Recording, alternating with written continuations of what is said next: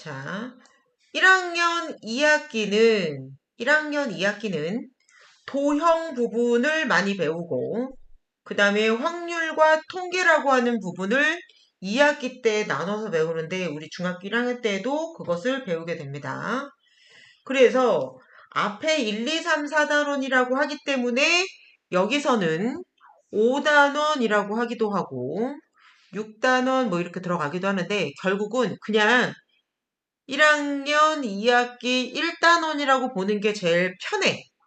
도형을 배우는데 처음. 그 다음에 얘는 2단원이라고 보는 게 편하고요. 3단원이라고 배우는 게 편하고 4단원이라고 보는 게 편합니다. 책마다 약간씩 다른데 왜 얘는 1, 2, 3, 4로 안 하고 5, 6, 7, 8로 했어요? 1학기하고 이어지니까. 학교에서 수학 교과서가 1학기 책, 2학기 책이 따로 있는 게 아니고 1년짜리 한 권으로 나와서 그냥 쭉 연결되다 보니까 얘를 이렇게 구분을 하고 있는 거지. 자, 도형에 대해서 배울 거고 얘가 3개 단원이야.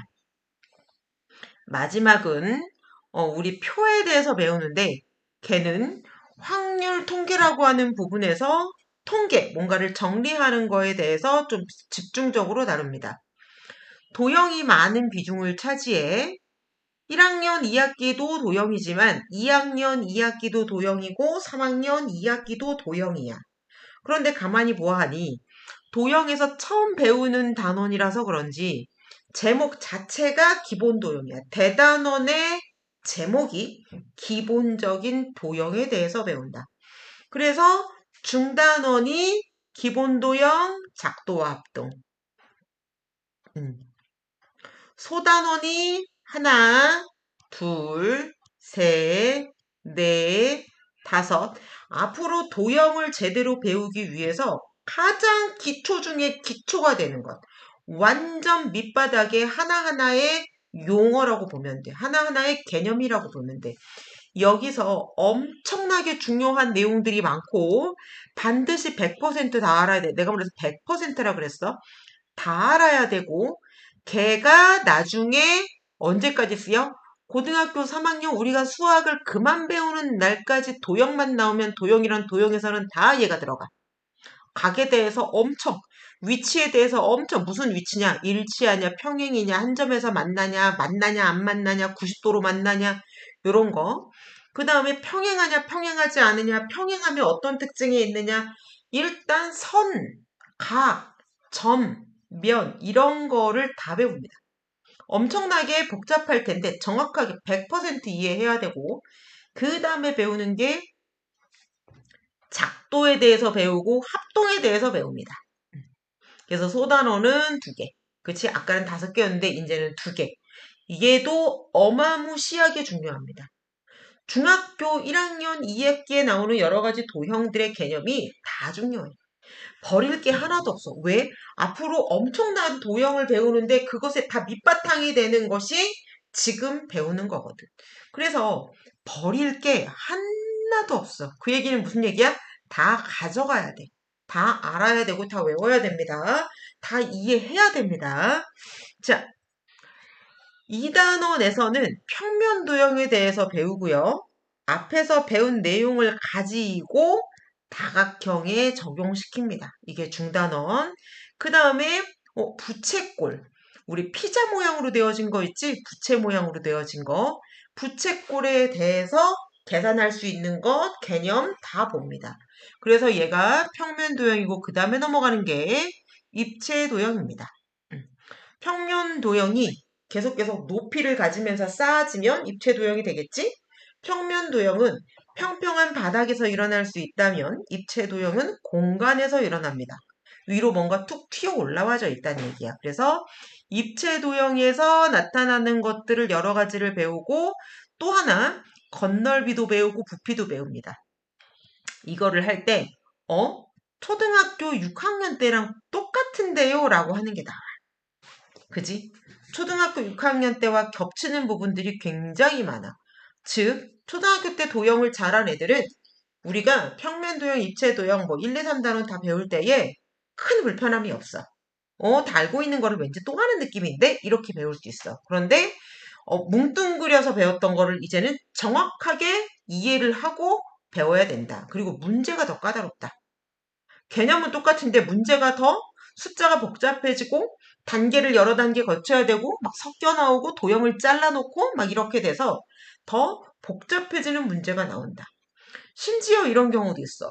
선생님, 저 초등학교 6학년 때요, 최상위에서 나왔던 거랑요, 중학교 때 여기 문제랑요, 완전 똑같아요. 그럴 수 있습니다. 진짜 완전 똑같을 수 있어. 초등학생한테는 심하였지만 중학생한테는 일반적인 문제가 돼버리는 거지. 그러니까 초등학교 때 끙끙거리면서 했던 것을 지금 중학교 1학년이 딱 올라와서 보면은 그냥 누구나 다 흔하게 너도 나도 다 해야 되는 문제인 거야. 그치? 겹치는 거 많습니다. 그리고 마지막 단원이 통계인데 통계 대단원이고요. 자료를 정리하고 자료를 뭐 표에 있는 것을 어떻게 이제 이렇게 그 다음에 여러 가지 그래프 이런 식으로 해서 나타내는 거. 줄기와 잎 옛날엔 초등학교 거였는데 중학교로 올라왔습니다. 그만큼 쉽다는 얘기야. 도수분포표, 히스토그램, 도수분포 다각형, 상대도수 이렇게 해서 4개의 소단원으로 이루어져 있다. 자, 여기서 가장 쉬운 게 어떤 거예요? 1, 2, 3, 4 중에요. 가장 쉬운 게 어떤 거예요? 내 생각에는 4단원 같아. 왜요? 옛날에는 4단원이 제일 먼저 나와서 1단원으로 풀기도 했었거든? 애들이 쉽게 받아들이기도 하고, 내가 생각하기에 4단원이라고 생각하는 근거는 많은 학생들이 4단원을 잘 안 틀리더라고. 그리고 빠르고 쉽게 배우더라고. 그러니까, 앞에 3개는 연결이 돼 있어서 1단원에서 2단원, 2단원에서 3단원 알아야지 뒷부분으로 가고, 뒤에는 점점 누적돼서 짬뽕돼서 나오니까 애들이 어렵다라고 생각을 하는데 4단원 통계는 앞에 거하고 조금 분리가 되기도 하고 내용상 그렇게 어렵지도 않아서 공부를 못하는 애들도 이 부분을 하면은 할 수 있을 것 같아요. 그리고 잘한단 말이야. 4단원이 제일 쉽습니다. 그런데 우리는 마지막에 배운다는 거 이렇게 알아두시고 앞에 2개, 뒤에 2개 이렇게 큰 단락으로 묶어주면 되겠다. 자, 첫 번째 단락 제목이 뭐라 그랬지? 대단원 1단원 제목이 뭐야? 기억나? 기본도요? 기본도요. 기본도요. 그러면서 제일 첫 번째 점선면에 대해서 배울 거거든? 봅시다. 쭉 단원이 넘어가고요. 기본도요. 중단원도 기본도요. 그지? 그 다음에 첫 번째부터 점선면 각 중에서도 막곡지각, 위치관계, 평행선의 성질 어떤 게 가장 어려워요? 어떤 게 가장 어려운지 미리 얘기해 줄게요. 위치관계 가장 어려워요. 가장 어려워요. 이 1단원, 대단원 1단원에서 제일 어려워요. 위치관계. 왜냐면 위치를 잘 못 찾더라고. 어떨 때요? 공간에서 위치관계 나오면 애들이 많이 힘들어합니다. 우린 이거를 극복해야 될 첫 번째 문제고요. 나머지는 다 비슷비슷하고 괜찮습니다. 자, 일단 16쪽부터 17쪽까지 모두 읽어봅시다. 잠깐 멈춤하고 읽읍시다. 지금 읽어 시작. 자, 다 읽었으면 자, 옛날에는 고대 이집트, 옛날 이거야. 옛날 이집트 그 나라에 해마다 홍수가, 그러니까 홍수가 뭐야? 비가 많이 와갖고선 물이 넘쳐버리는 거지. 그래서 그게 홍수 범람이야. 홍수. 물이 엄청나게 불어나가지고 날강이 범람을 해서 넘쳐가지고 주변에 있는 토지가 다 잠겨버리는 거지. 그러면 강가 옆에다가 이렇게 농사를 짓는 이유는 우리가 식물을 키우려면 물이 필요한데 물을 어디다 끌어와. 지금처럼 수도꼭지 틀면은 물이 철철 나오는 그런 시대가 아니잖아. 고대잖아, 고대. 그러니까는 어떻게 해야 되냐면 물가 옆에다가 농사를 지으면 홈을 파면 물이 들어오기도 하고 또 조금만 수고하면 물을 줄 수도 있고 그래서 그 옆이 뭔가가 잘 자라. 그래서 비옥합니다. 비옥하다는 게 땅이 기름지다는 얘기야. 땅이 기름지다 그랬더니 막 오일리한 그 기름이 있는 게 아니라 영양분이 많은 땅이라는 얘기야. 기름진 땅이라고 하는 게. 그래서 거기다가 농사를 지었지. 그러니까 농사가 잘 돼. 근데 비가 많이 오면은 어떻게 되는 거야? 그냥 물이 초토화돼 갖고 막 농사 짓는 게 다 잠겨버리고 막 이러는 거지. 그러니까 여러 가지 문제점들이 생깁니다. 이 나라 사람들이 농사를 지어가지고 그 당시에는 세금을 자기가 농사 짓는 농작물로 바친 거야. 곡물로 바치고 과일로 바치고 막 그랬겠지? 근데 홍수가 나면 어떤 문제가 생기나 봤더니 우와 경계선이 없어지는 바람에 우리 땅이야 이렇게 되는 거야. 그러니까 얘가 넘어오면 쭉 내려가면 어떻게 되는 거야? 홈을 팔았는데 이런 게 더 없어지는 거야. 그러니까 먼저 나와서 땅 긋는 사람이 1등인 거지. 야, 우리 땅, 그럼 갑자기 땅이 많아지는 거야. 그러니까 사람들이 서로 싸우니까 나라에서 야, 씨, 백성들이 맨날 맨날 싸우는데 피해가 좀 심각한데 근데 우리가 또 문제가 있잖아. 뭐 땅이 많은 사람은 많이 세금을 걷어들여. 농산물을 많이 걷어들여야 되는데 어떤 사람이 얼마큼 내야 되는지 알아야 될 거 아니야. 조사 좀 하자. 그래서 세금을 책정해야 하는데 사람들마다 우리 토지가 이래 저래 싸워 난리가 나니까 나라에서도 어려움이 생긴 거야. 그러다가 어떻게 됐냐면 원래대로 정확하게 자기 땅을 딱딱 선을 그을 수 있는 기술. 우리는 그것을 측량하는 기술이다. 그래서 측량술이라고 얘기를 합니다. 그래서 이 울퉁불퉁 지그재그한 요러한 땅을 측정할 수 있는 측량술이 이집트에서 발달하게 되었습니다. 그 다음에 땅의 모양이 도형의 모양이잖아. 그러니까 이 모양에 대해서 성질을 연구하는 학문을 우리는 기하학이라고 얘기를 한다. 그러니까 우리가 살아가는 평평한 땅 또는 공간에서 어느 모형을 차지하는 것. 그것을 우리가 학문적으로 정해놓고 따지고 그려보고 뭐 구해보고 뭐 이러는 것들. 그것을 기하학이라고 한다. 그래서 쉽게 약간 도형을 고급진 말로 기하학이라고 한다 이렇게 표현하는 사람들도 많아. 근데 고급지고 고급지지 않고 그게 아니라 학문으로서 우리가 발달시켜서 기하학이라고 부르는 거지. 자, 측량술에서 비롯된 이집트의 기하학을 자 중요한 거 여기 이집트라는 곳에 이집트는 뭐 했다 그랬지? 농사 짓기 좋은 땅이었어. 강물이 막 흐르고 그런 자연 환경이었기 때문에 농사를 많이 짓고 발달한 거야. 그런데 여기서 있던 기하학은 실제적으로 필요한 거야. 왜? 그거 제대로 측량해야 사람들 세금을 불평 없이 잘 걷어들이고 그 다음에 이 집 저 집 싸우지 않고 이렇게 되니까는 실질적으로 도움이 됐던 게 측량술, 기하학이란 말이야. 그런데 그리스 나라에 이것을 이집트의 것을 그리스의 것으로 옮겨왔습니다. 누가? 탈레스라는 수학자가 옮겨왔습니다. 그런데 예수님이 태어나기 이전 시대니까는 지금으로부터 거의 와 2500년, 2600년 요 정도 전이었나? 아무튼 그렇습니다. 그래서 이집트에서는 실용적인 면을 중시했대. 실제적인 필요가 실용적이다. 우리 이렇게 얘기하거든. 이 실용적인 면을 중시한 이집트의 기하학이었는데, 그러니까 이집트는 실용적이었는데 그리스에서는 농사 짓고 이런 땅이 아니야. 환경이 달라. 그러니까 그리스는 거의 유명한 게 뭐냐면 그냥 공부합니다. 공부. 학자들이 많이 나와. 그래서 그리스에서는 사람들이 많이 공부를 하다 보니까 따지기를 좋아해. 이게 이래서 맞다. 이건 이래서 틀리다. 그래서 되게 유명한 철학자들도 수학자들도 많습니다. 그래서 그리스로 옮겨왔는데 이것을 실질적인 실용적인 게 아니라 굉장히 논리적인 학문으로 얘네들이 연구하면서 갑자기 기하학이 확 발달돼 버리는 거지. 그래서 평소에 논리적인 증명을 즐기는 그리스 학자들이 이것을 많이 연구를 했었어. 그리고 여기 나왔지? 강의 범람이 일어나지 않아? 측량술이 별로 필요하지 않아. 왜 잠기질 않거든. 그치? 그래서 왜 여기는 실용적으로 쓰이고 왜 저기는 논리적으로 발달했나? 한마디로 기하학이 어디서 발달한 거야? 측량술은 직접 땅에 나가서 그거 보고 재 보고 막 이랬는데 그리스 사람들은 책상에 앉아서 한 거야. 책상에 앉아서. 연필로 종이에다가 대놓고 측량술을 연구를 했지요. 기하학의 아버지라고 부릅니다. 그리스의 기하학은 유클리드, 도형의 아버지, 모든 도형 다 증명했다고 해도 뻥이 아닐 정도로 유클리드라는 사람이 굉장히 똑똑한 사람인데 도형 증명을 어마어마하게 잘해. 그래서 이 사람이 책을 만들었는데 그 책은 기하학 원론이라고 합니다.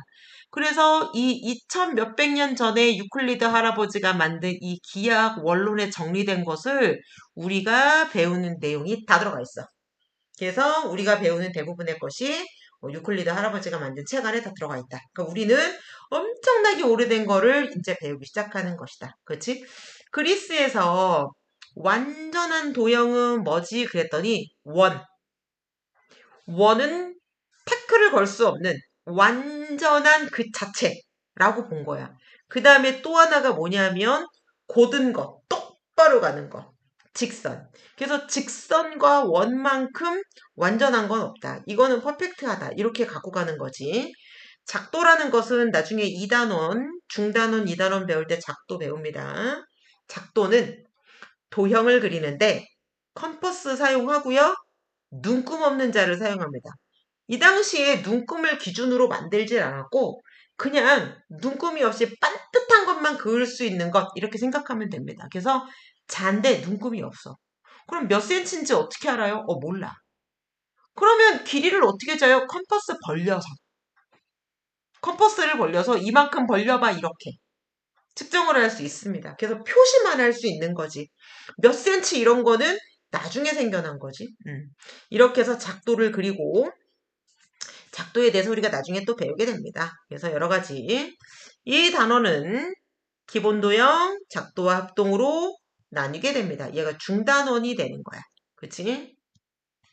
중단원으로 돼서 중단원 1, 중단원 2, 대단원은 뭐예요? 기본도형. 그래서 기본도형은 대단원의 이름이기도 하면서 중단원의 이름이기도 하고 그 다음에 나중에 도형이 점점 2학년 때 또 퍼져서 가게 됩니다. 자, 점, 선, 면 나와 있어요. 순마노트를 먼저 한번 읽고 여기 있는 내용은 다 외워야 하는 거야. 순마노트는 뭐라고? 다 외워야 하는 거라고. 그래서 먼저 읽어본 다음에 설명 듣고 그 다음 암기하고 하겠습니다. 한번 읽어보세요. 시작. 자, 문제. 점은 도형일까요? 연서야, 점은 도형일까요? 대답. 도형이에요. 뭐라고? 도형이에요. 도형이에요. 도형이에요. 민서야, 점은 도형일까요? 아니에요? 아니에요. 자, 똑같은 내용을 가지고 상반된 내용이 나왔습니다. 자, 그렇다면 선은 도형일까요? 민서, 선 도형일까요? 네. 점은 도형이 아니고 선은 도형이다. 연서, 선은 도형인가요? 네. 맞아요. 그러면 면은 도형인가요?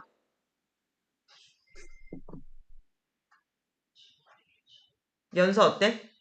맞아? 도형이에요. 도형이에요? 민서는? 도형이 맞아요. 도형이 맞아요. 자, 그럼 또 하나 묻겠습니다. 각은 도형일까요?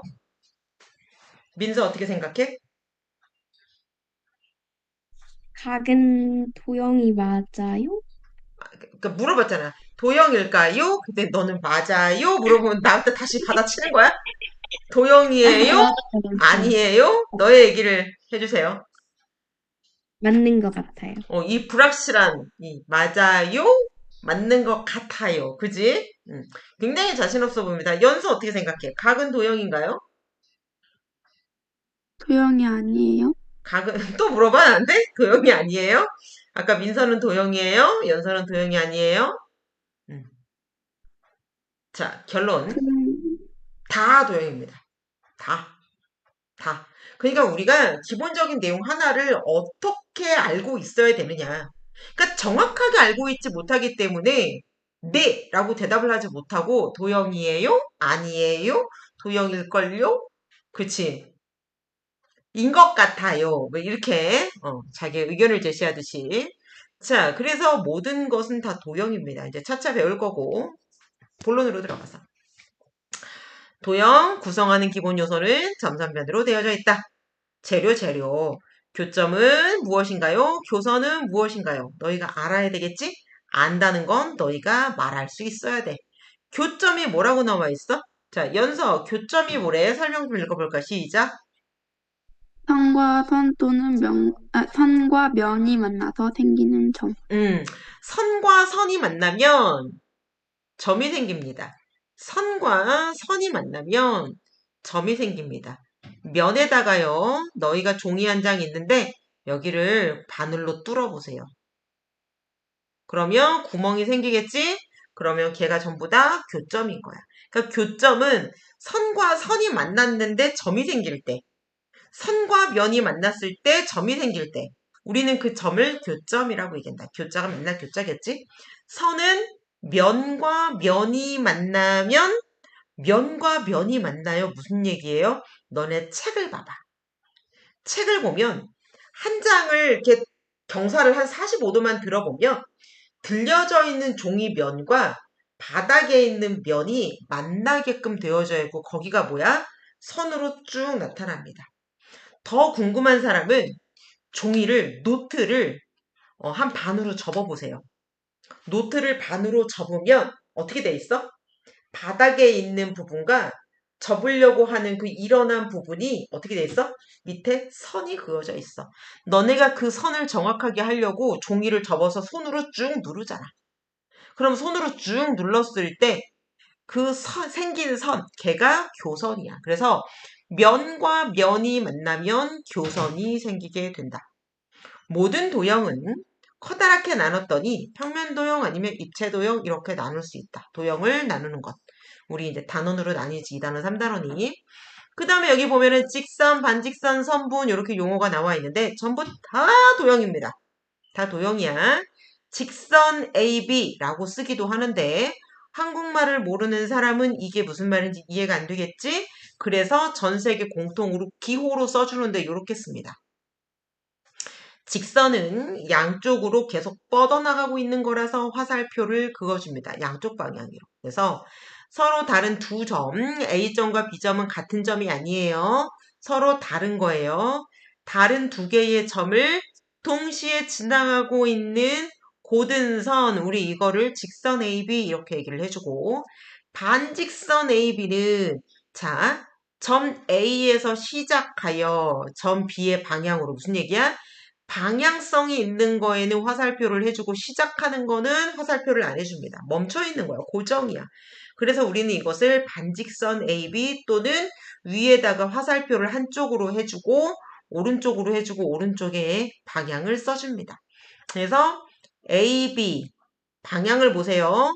A에서 시작돼서 B쪽 방향, B에서 시작해서 A쪽 방향 두 개가 다른 도형입니다. 하나는 여기서 이렇게 하나는 여기서 이렇게.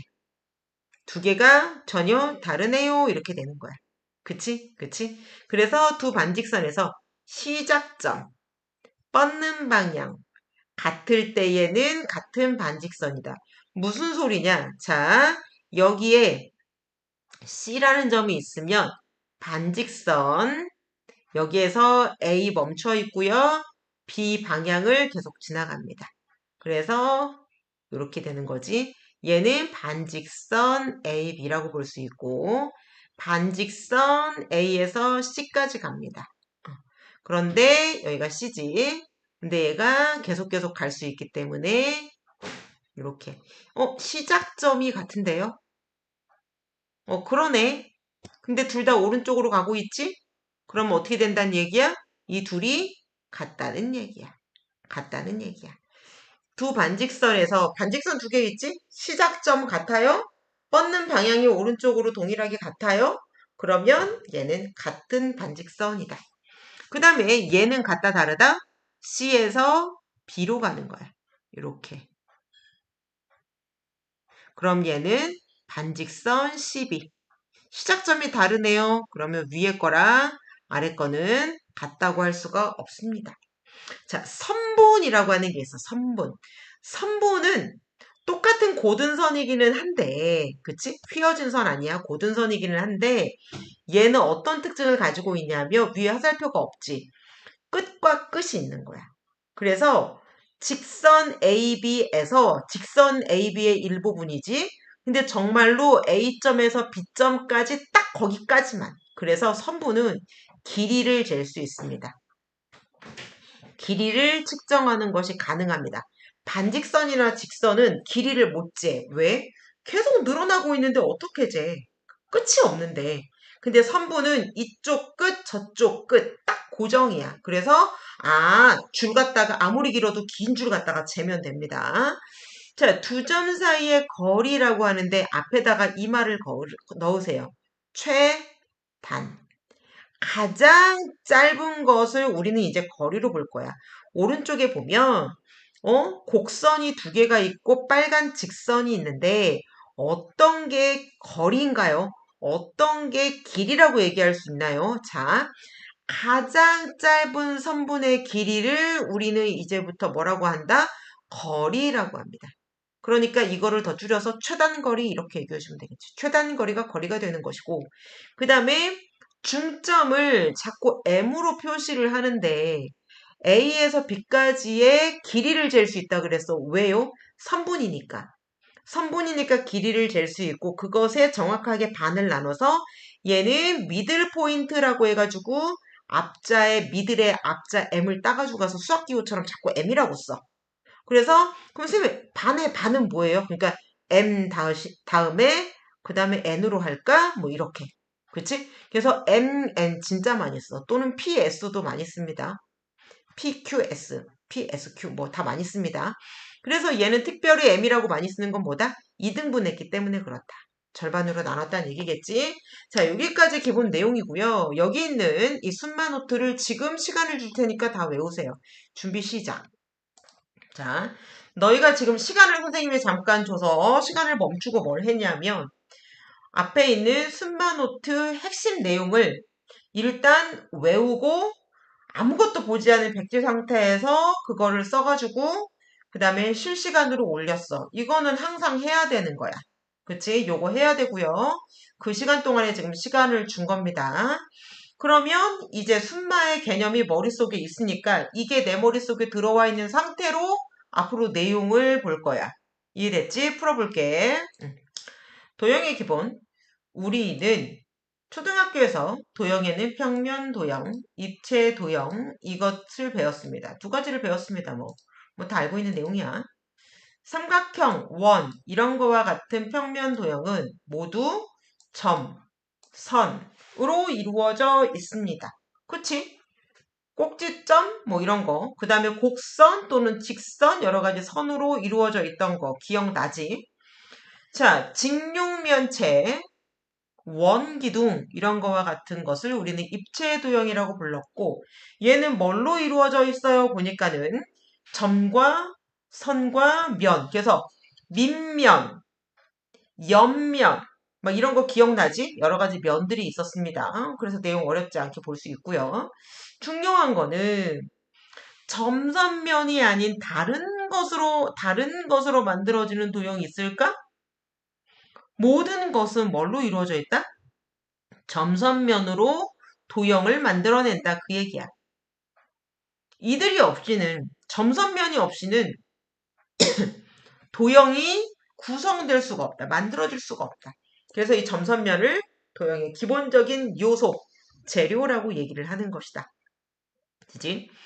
초등학교 때는 이거 중요합니다. 이제 초등학교 과정하고 중학교 과정하고 분리되기 때문에 초등학교 과정에서는 점선면을 직육면체의 꼭지점, 모서리, 면과 같이 모양도 있고요.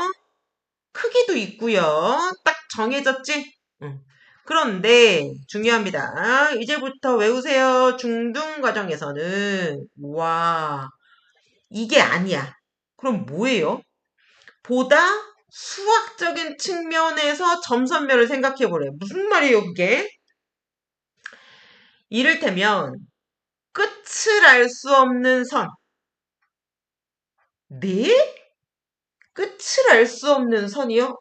직선 끝 없잖아. 반직선 끝 없잖아. 그 다음에 끝을 알 수 없는 면. 이런 게 있어요?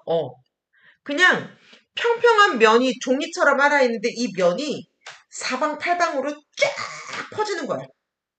그치? 360도로 그냥 얘가 면이 쫙쫙 뻗어나가는 거야. 무궁무진하게 그냥 뻗어나가는 거야. 그래서 중등 과정에는 사각형 여기부터 여기까지 막 이렇게 측정을 했었는데 이제는 확장되는 걸로 생각을 하겠다. 도형을 구성하는 기존 요소, 점이 모이면 선이 되고 선이 모이면 면이 된다. 얘는 상식적으로 알아두세요. 크기가 없는 점은 그릴 수도 없고 볼 수도 없다. 이? 크기가 없는 점이 말이 돼? 점이 크기가 없대. 말 돼, 안 돼? 크기가 없대. 그럼 그릴 수 있어? 크기가 없는 걸 어떻게 그려? 눈곱만큼이라도 크기를 차지해야지 톡 찍지. 그러니까 실제로 나타낼 수 있어, 없어? 크기가 없는 점을 실제로 나타낼 수 없어요. 그러면 선도 굵은 선, 가는 선. 선생님 선이 두께가 다른데요? 근데 선을 두께가 없다라고 정해.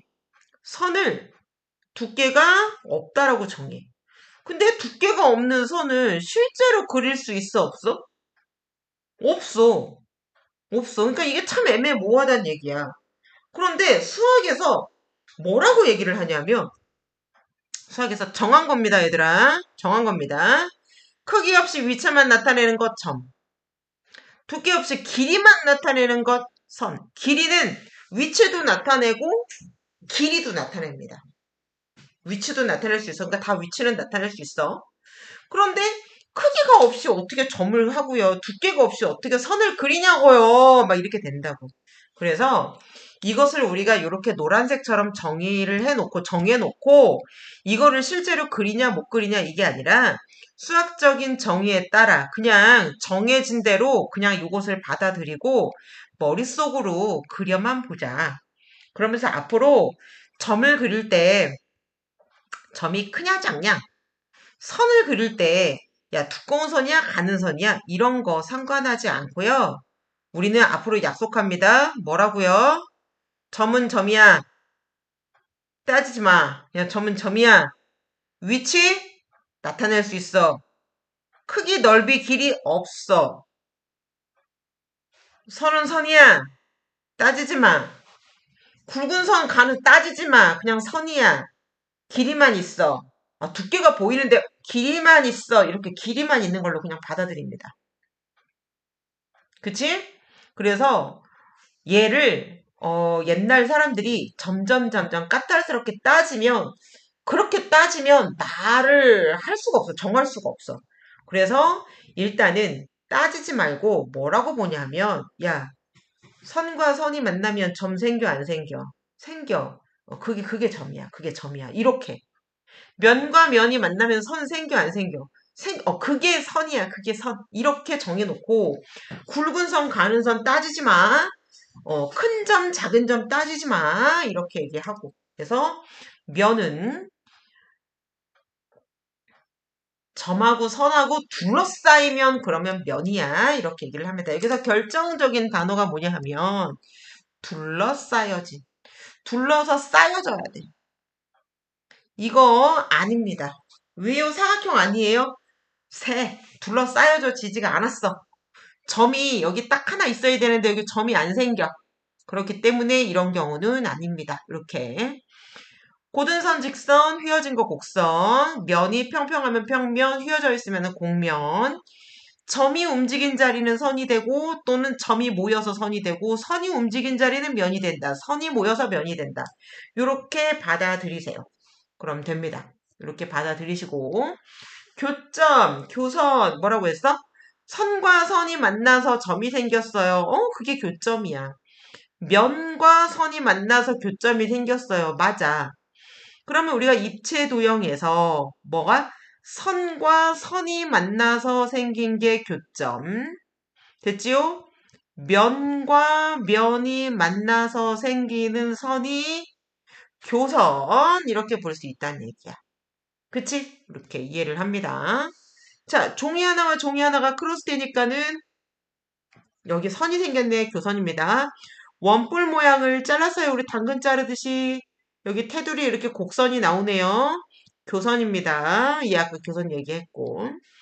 일반적으로 다 그렇게 한다고. 점은 대문자로 나타내고요. 선은 직선 또는 선은 소문자로 나타내고요.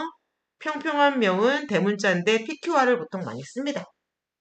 이렇게 해서 많이 나타난다는 거야. 그래서 예제 1번 문제 보고 풀어보세요. 보는 거는 별거 어려움이 없습니다. 그래서 점선면에 대한 약속을 이렇게 한다. 점 넓이 없고요. 선 두께 없고요. 면은 길이와 폭만을 갖습니다. 폭이 뭔지 알지? 폭, 폭에 대한 얘기를 좀 하면 된다. 직선, 반직선, 선분에 대한 거. 직선은 양쪽으로 끝이 없는 것. 반직선은 한쪽으로만 끝이 없고 한쪽은 고정. 선분은 양쪽 다 고정이 있는 것을 말합니다. 중요한 건 이 개념이 어려운 게 아니라 그림을 보고 표현할 수 있어야 되고요. 그림 보고 구분하세요. 그 다음에 반직선에서 시작점 있고 방향이 있다라고 하는데 중요한 건 시작점에는 화살표 쓰면 안 되고 방향이 뻗은 거는 화살표 써줘야 되고 반직선 AB와 반직선 BA가 다르다라는 것을 알아주시고 얘는 그거보다 실질적인 문제에서 무슨 말인지 파악할 수 있어야 됩니다. 자, 이거를 풀어보세요. 시작. 자, 요거 문제 푸는 거 어렵지 않습니다. 1번. 직선 AB, 직선 CA. 똑같습니다. 그치? 직선 AB, 직선 CA. 똑같습니다. 왜 똑같아? 직선 AB. 근데 직선입니다. 그래서 똑같고요. 직선 CA. 근데 계속 갑니다. 그러니까 똑같고요. 2번. 반직선 AB, 반직선 CA 찾아야 되는데 반직선 AB. 근데 얘가 계속 갑니다. 반직선 CA. 반직선 C에서 A 방향으로 가는데 계속 갑니다. 누가 봐도 같지가 않아요. 3번. 반직선 BC, 반직선 AC. 반직선 BC 이렇게 가고요. 요거 반직선 AC. 요만큼 차이가 나네요. 안 똑같습니다. 자, 반직선 CB. 방향하고 어디로 가는지 반직선이 중요하지. C에서 B로 가는데 계속 갑니다. B의 방향으로. C에서 A까지 갔는데 계속 갑니다. 그럼 얘는 똑같네요. 그지? 5번. 3분 AB. A에서 B까지 딱. 3분 B에서 A까지 딱. 얘는 똑같습니다. 이렇게 따져주면 된다. 어렵지 않지? 자, 두 점을 지나는 직선, 반직선, 선분은 모두 몇 개일까요? 라고 나왔어. 서로 다른 두 점을 지나는 직선은 오로지 한 개뿐이다. 무슨 얘기냐? 점 하나를 지나는 직선은 몇 개야? 그러면은 굉장히 많지. 그래서 엄청 많습니다. 그래서 얘를 갖다 뭐라고 얘기하냐면 무수히 많다 이렇게 얘기를 해요. 무수히 많다. 그런데 점 두 개를 꼬치가 두 개 있는데 한꺼번에 끼워야 돼. 그러면 두 개를 한꺼번에 끼울 수 있는 선은 유일합니다. 유일하다는 말이 오직 하나이다. 이 말인 거야. 자, 정비례 관계에 대해서 y는 ax 그래프를 그릴 때 모든 점을 찾지 않고 두 개의 점만 찾아서 즉 x절편, y절편. x절편, y절편 얘 두 개를 찾아서 쫙 연결하면 이거 그래프요. 얘는 이제 플러스 b도 있어야 되겠네. 여기서 이렇게. 여기와 여기를 쫙 연결하면 요렇게요. 뭐 이렇게 나왔다고. 그래서 두 개를 동시에 지나가는 점이 하나밖에 없다라는 그 특징을 이용해서 문제를 그래프를 그렸던 것이다. 자, 오른쪽 그림과 같이 원이 하나가 있는데 점이 A, B, C가 있다. 그러네요. 그런데 두 점을 지나가는 서로 다른 직선의 개수. 그러면 점이 세 개가 있는데 점 세 개 중에서 몇 개를 선택해? 두 개를 선택하세요. 그러면 A랑 B랑 이어줍니다. 근데 직선이라고 했지? 그러면 계속 가면 되겠네. 하나, 둘, 셋. 그래서 얘는 개수니까는 세 개가 답입니다. 세 개. 세 개. 2번, 두 점을 지나가는 서로 다른 선분의 개수? 하나, 둘, 셋. 세 개네요. 이렇게 됩니다. 두 점을 지나가는 뭐야? 반직선의 개수인데 서로 달라야 돼요. 그러면 이제 얘는 컬러풀하게 가야지. 하나, 둘, 셋, 넷, 다섯, 여섯. 모든 직선이 반대 방향으로 가니까는 두 배가 뻥튀기 되네요. 1번 곱하기 2 하면 됩니다. 6개. 직선의 개수에다가 곱하기 2를 해주면 반직선의 개수가 된다. 중요합니다. 자, 여기 보니까는 점이 5개가 있네요. 오이구야. 보면은 직선과 선분은 개수가 똑같고요. 왜냐? 멈춰 있어? 아니면은 계속 진행돼? 이 차이잖아. 개수는 똑같은데 하나는 계속 나갈 수 있다라는 거고 하나는 끝이 딱 있다라는 거야. 근데 중요한 거는 개수는 똑같아. 개수는. 그래서 선분과 직선은 개수가 같고 이해해야지 외워집니다. 다 외워야 될 사항인데 이해를 해야지 떠올라. 반직선은 직선을 이쪽 방향 저쪽 방향으로 나눈 거기 때문에 이쪽으로 하나 이쪽으로 하나 나눈 거기 때문에 곱하기 2를 해주면 반직선의 개수가 됩니다. 될 수밖에 없지. 그러면 5개의 점 중에서 2개의 점을 선택해. 그래갖고 그어주면 선분, 더 그어주면 직선. 그 다음에 이쪽으로 하나 하면은 반직선. 그러니까 중요한 건 점 5개 중에서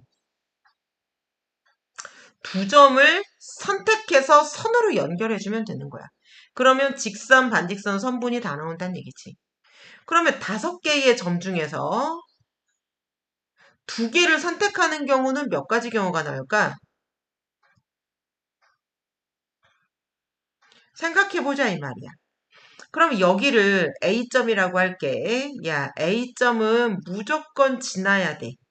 A점은 무조건 지나는 직선 몇 개 있니? A, B를 선택하는 경우 하나, AC를 선택하는 경우, AD를 선택하는 경우, AE를 선택하는 경우, A는 무조건 지나가. 그러면 A를 반드시 지나가는 선은 몇 개야? 4개가 있어. 똑같이, 야, 이번에는 B를 지나가는 선은 모두 몇 개니? 라고 물어본 거야. 나 반드시 지나가야 돼. 그랬더니 얘가 하나, 둘, 셋, 넷, 나도 4개 이렇게 됩니다. 4개. 그랬더니 C가 나를 지나가는 거는 하나, 둘, 셋, 넷. 나도 4개. D는 하나, 둘, 셋, 넷, 나도 4개. 모두 다 4개. 하나, 둘, 셋, 넷. 나도 4개. 근데 문제가 발생해. 모든 선이 다 보면 알겠지만 2가지 색이 들어가 있어. 그러니까 모든 선이 다 뭐야 선은 하나인데 왜 2개씩 셌어? 이렇게 되는 거야. 너도 세고 나도 세고. 그러다 보니까 야, 안 돼. 한 번씩 해야 돼. 왜? 우리 아까 선 할 때 했어. 그러면 우리가 모두 다 4개지. 근데 점이 몇 개야? 5개. 그럼 5개면은 점이 5개지. 근데 점 하나당 선을 4개 그었지. 근데 모든 선이 다 2번씩 꺼졌지. 야, 겹치는 거 빼줘. 그래서 점의 개수 곱하기 한 점에서 그을 수 있는 선의 개수 나누기 2를 해주면 직선이 몇 개인지 나오고요. 반직선이나 아니 직선이나 선분이나 공식이 똑같아요. 그 다음에 반직선은 야 나누기 2였는데 반직선은 자 2배 되잖아. 하나 이쪽으로 하나 저쪽으로. 그래서 얘가 사라진 거야. 원래는 있어야 돼. 있어야 돼. 그래서 직선의 개수 곱하기 2하면 반직선의 개수가 되는 것이다. 그래서 개수 구하는 공식입니다. 이거 공식 모르면 안 되고요. 무조건 외우셔야 됩니다. 이해하고 외우세요.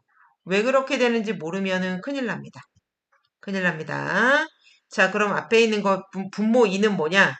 분모 2는 겹치니까 2번 했으니까 2번 세었다.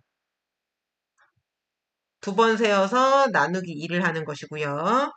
앞에 있는 n은 점의 개수입니다. 뒤에 있는 n-1은 한 꼭지점에서 한 점에서 걔를 지나는 한 점을 지나는 이 A점을 지나는 기준점을 지나는 선분의 개수입니다. 이유를 알아두십시오. 그 다음에 반직선은요. 그러면 여기다가 곱하기를 2를 하면 되겠지? 그래서 얘입니다. 반직선의 개수, 그 다음에 직선의 개수. 공식입니다. 알아두세요. 아까 이거 우리 A단계랜다. 공식 백지 테스트 할 때 얘 개념 없었어.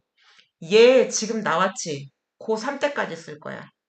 무조건 옆에다가 중요, 암기, 꼭이라고 쓰세요. 직선의 개수, 반직선의 개수 구하는 공식입니다. 왜 그런지 원리를 알면 우리는 이거를 같이 생각해내서 그 자리에서 풀어버릴 수 있다 그랬어. 외워야 되지만 기억이 안 났을 때 풀으려면 이해하는 것밖에 없습니다. 자, 선분과 반직선에 대해서 문제를 봐야 되겠습니다.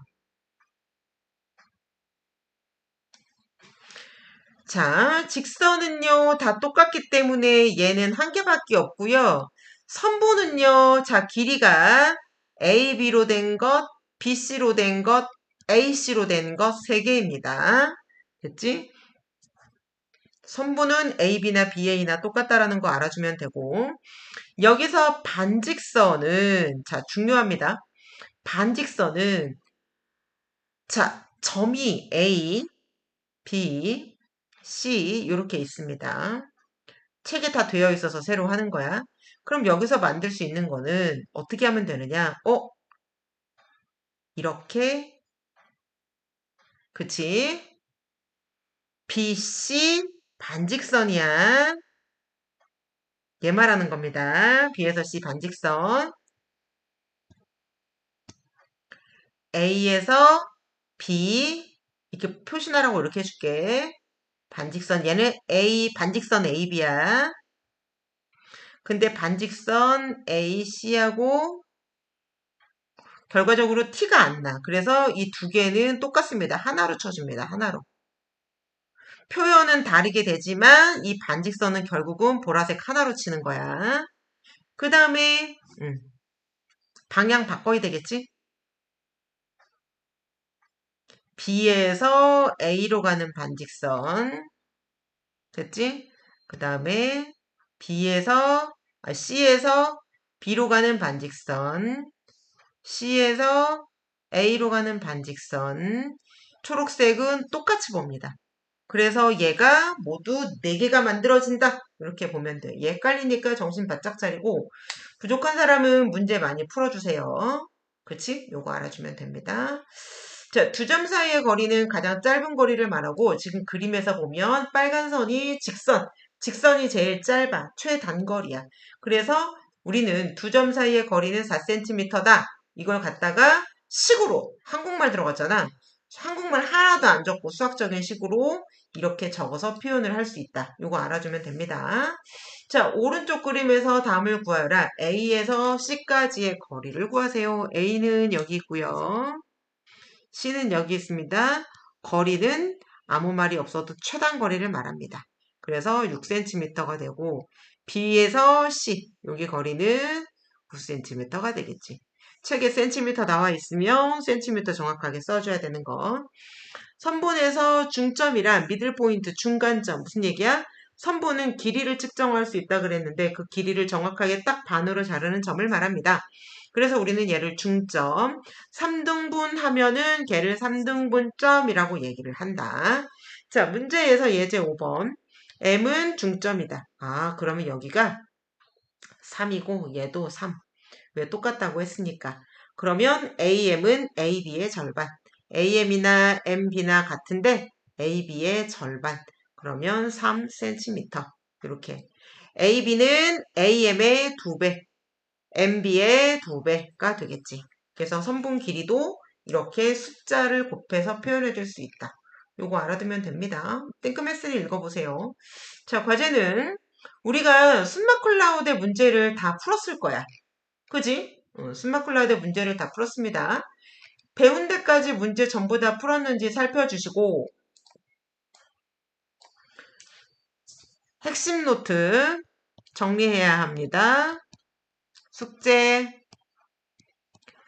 핵심 노트 정리해야 하고요. 두 번째, 숨마쿰 라우데랑 테스트북을 항상 배운 곳까지 문제 풀고 채점, 그 다음에 오답 노트, 답답 노트, 질문 있으면 질문하기 카페에 올리세요.